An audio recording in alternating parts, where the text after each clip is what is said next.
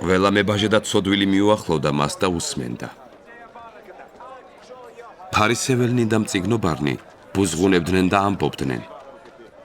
ცოდვილებს ღებულობს და მათთან ჭამს.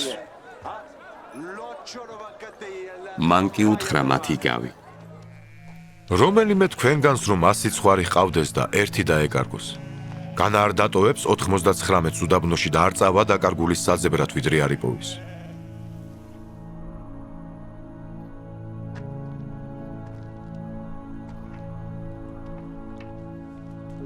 რომ იპოვის, სიხარულით მხრებზე შეისვამს. შინ რომ დაბრუნდება და უძახებს მეგობრებს, მეზობლებს და ეტყვის, თქვენ სიხარეთ ჩემთან ერთად დაკარგული ცხვარი ვიპოვეო.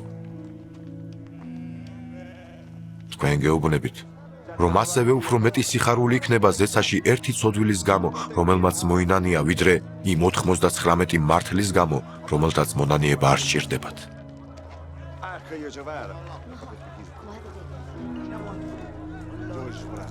ანდა დედაკაცი, რომელსაც 10 დრაქმა აქვს. ერთი დრაქმა რომ დაეკარგოს, განა არ აანთებს სანთელს და არ გამოგვის სახლს და გულმოდგინეთ არ დაუწყებს ზებნას ვიდრე არ იპოვის.